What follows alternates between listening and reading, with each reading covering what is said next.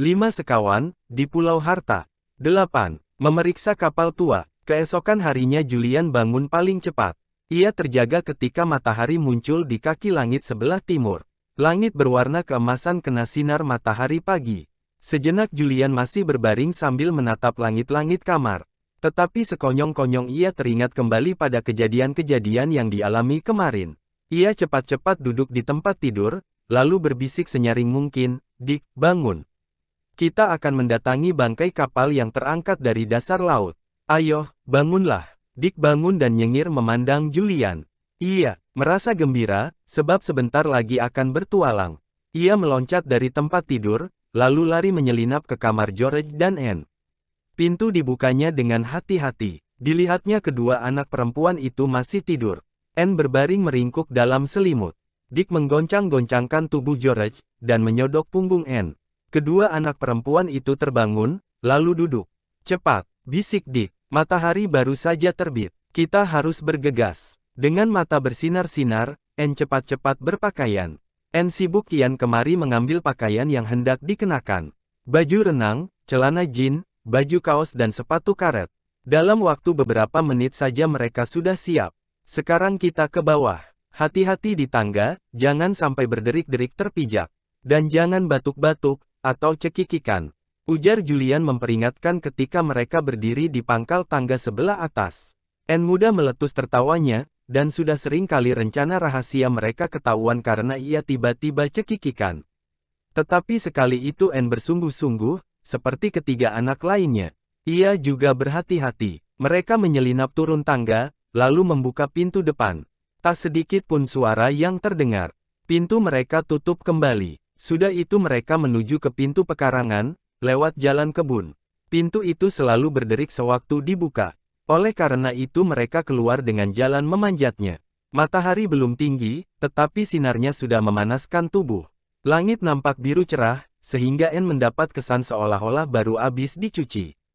"Kelihatannya seperti baru kembali dari tukang cuci," katanya. Anak-anak tertawa mendengar kata-katanya itu. Anne kadang-kadang kocak sekali omongannya. Tetapi mereka tahu, apa yang dimaksudkan olehnya. Hari itu memberikan kesan baru dan indah. Awan merah muda di langit yang biru cerah, sedang laut nampak begitu rata dan segar. Susah sekali membayangkan bahwa sehari sebelumnya air di situ bergejolak dengan ganas. George mengambil perahunya. Sesudah itu ia pergi menjemput Tim, sementara Julian dan Dick menghela perahu ke air. Alf, anak nelayan yang dimintai tolong memelihara Tim, heran melihat George muncul begitu pagi.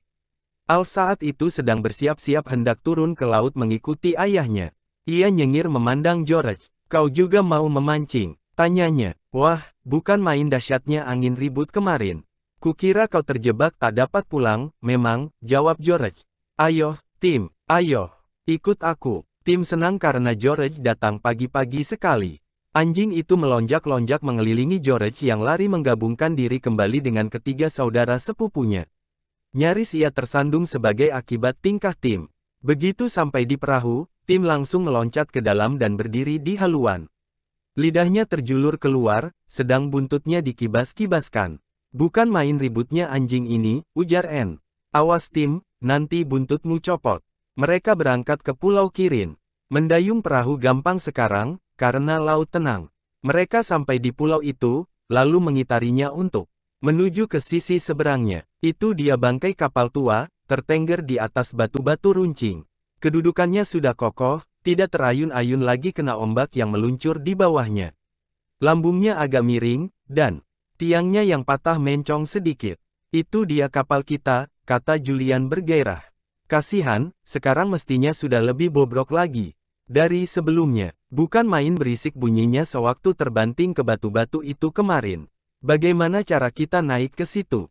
tanya Anne sambil memandang batu-batu runcing menyeramkan yang bertaburan di sekeliling situ. Tetapi George tak gentar. Ia mengenal hampir setiap jengkal perairan di sekitar pulau kecilnya. Dengan gerakan tetap didayungnya perahu, dan tak lama kemudian sudah sampai ke dekat batu-batu tempat kapal tua itu terdampar. Anak-anak memperhatikan dari perahu. Kapal itu besar, jauh lebih besar daripada perkiraan mereka, sewaktu memandangnya ketika masih terbenam di dasar laut. Tubuhnya penuh dengan sejenis kerang-kerangan, sedang ganggang coklat dan hijau. Terjuntai di mana-mana, mereka mencium bau aneh. Sisi kapal berlubang-lubang besar, bekas benturan ke batu-batu. Geladaknya juga berlubang-lubang. Kapal itu kelihatan tua dan menyedihkan. Tetapi menurut perasaan keempat anak yang sedang memperhatikannya, nampak sangat menarik. Perahu didayung ke batu tempat kapal terdampar. Ombak mengalun menyapunya. George memandang berkeliling. Perahu kita tambatkan ke kapal itu, katanya. Dan kemudian dengan mudah kita bisa naik ke geladak, dengan jalan memanjat sisi kapal. Julian, lemparkan jerat tali ini ke potongan kayu patah yang menonjol dari sisi sebelah sana itu. Julian mengikuti petunjuknya. Jerat itu dikencangkan, sehingga perahu tertambat erat. Kemudian George menaiki sisi kapal. Gerakannya sangat cekatan, seperti seekor kera layaknya. George memang pintar memanjat. Julian dan Dick menyusul, tetapi Anne harus dibantu naik. Tak lama kemudian keempat-empatnya sudah berdiri di atas geladak yang agak miring. Lantai di situ licin karena dilapisi ganggang laut yang baunya menusuk hidung. Anne tak tahan menciumnya. Nah, ini geladaknya, ujar George, dan dari situ awak kapal keluar masuk. Ia menunjuk ke sebuah lubang besar. Berempat mereka ke situ, lalu memandang ke bawah. Sebuah tangga besi yang sudah berkarat masih terpasang di situ.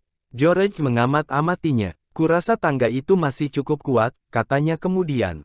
Aku turun paling dulu. Ada yang membawa senter. Di bawah kelihatannya sangat gelap.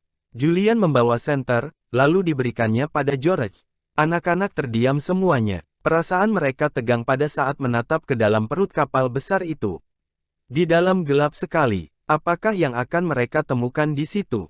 George menyalakan senter, lalu mulai menuruni tangga. Ketiga saudara sepupunya ikut dari belakang. Cahaya senter menampakkan pemandangan yang sangat aneh.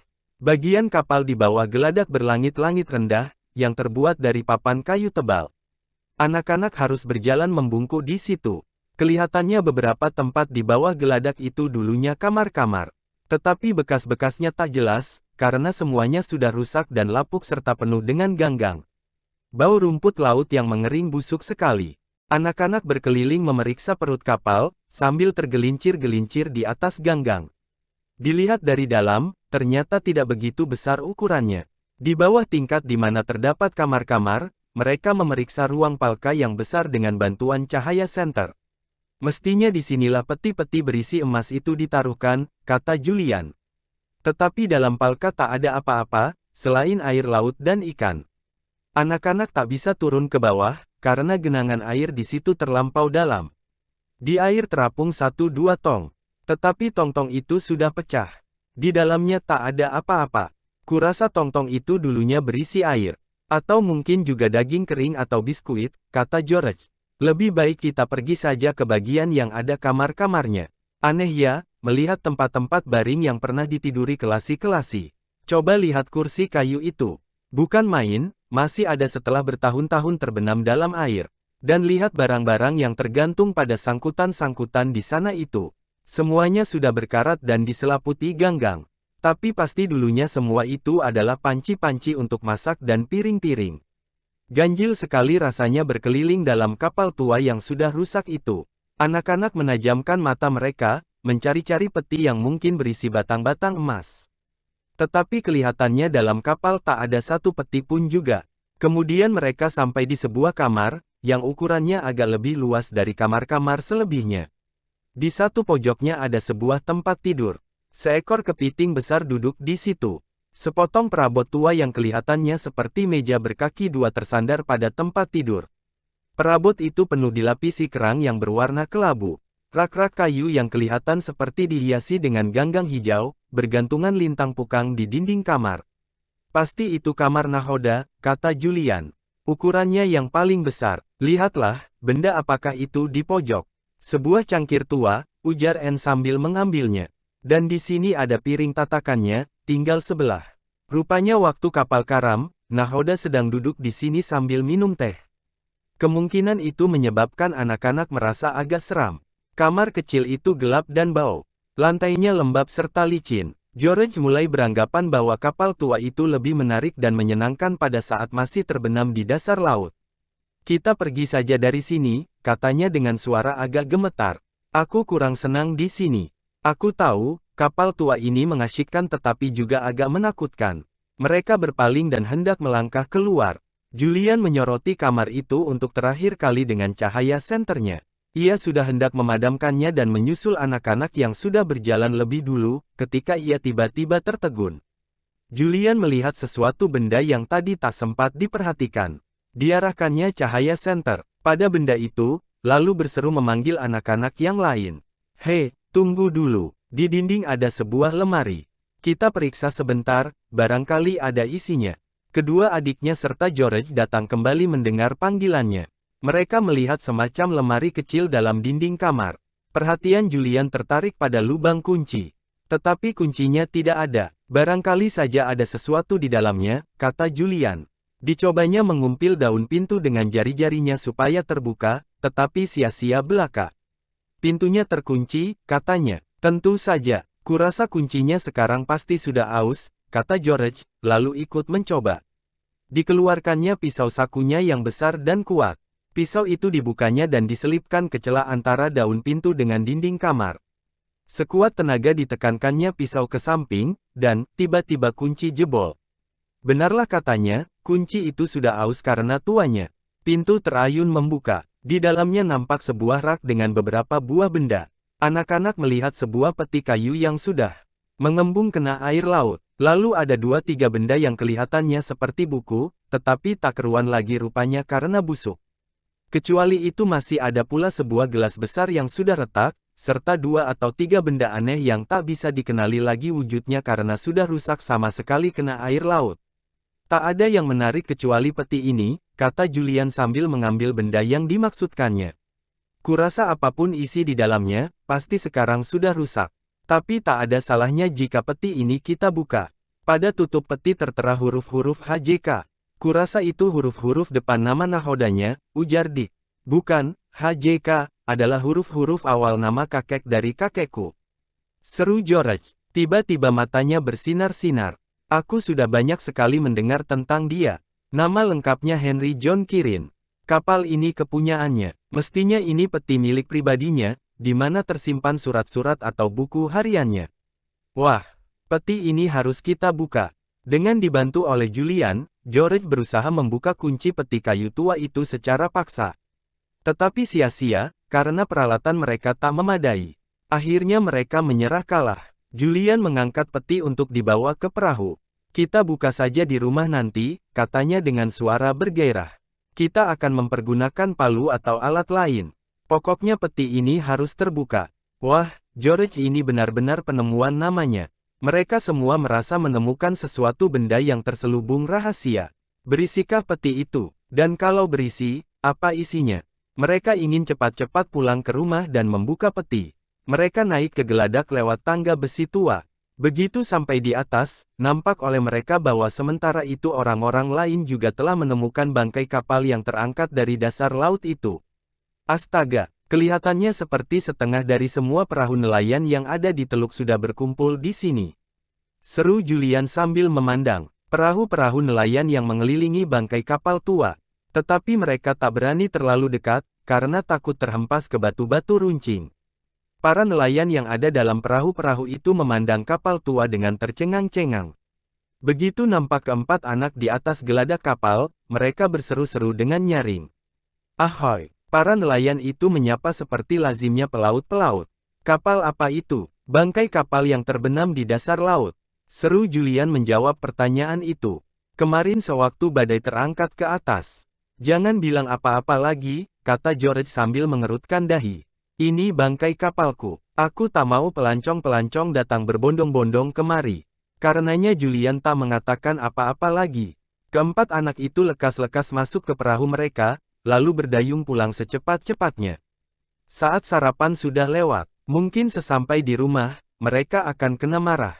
Bahkan mungkin pula mereka akan dikurung dalam kamar, seperti yang telah diancamkan oleh Paman Quentin yang galak. Tetapi mereka tak peduli. Mereka sudah memeriksa bangkai kapal tua, dan sekarang pulang dengan membawa sebuah peti. Dan isinya barangkali ya, kalau bukan emas berbatang-batang, sebatang emas yang kecil pun sudah lumayan. Sesampai di rumah, mereka benar-benar kena marah. Mereka juga tidak bisa sarapan sampai kenyang. Kata Paman Quentin, anak-anak yang terlambat pulang tak pantas diberi daging dan telur goreng. Mereka harus merasa puas dengan roti bakar serta selai saja. Sedih rasanya diomeli. Peti mereka sembunyikan di bawah tempat tidur dalam kamar yang dipakai oleh Julian dan Dick. Tim dikembalikan pada anak nelayan yang memeliharanya. Lebih tepat jika dikatakan bahwa anjing itu ditambatkan lagi di halaman belakang rumah anak itu, karena Alf sudah turun ke laut untuk menangkap ikan bersama ayahnya. Saat itu ia sedang berdiri dalam perahu ayahnya dan memandang kapal aneh yang terdampar di atas batu-batu karang. Kita akan mendapat banyak uang, jika kita mengangkut para pelancong kemari untuk melihat bangkai kapal tua ini, katanya. Dan sebelum malam turun, sudah banyak sekali orang-orang yang tertarik melihat kapal tua itu dari geladak perahu-perahu motor dan kapal-kapal nelayan. George marah sekali karenanya, tetapi ia tak bisa berbuat apa-apa. Karena seperti dikatakan oleh Julian, siapa saja berhak untuk melihat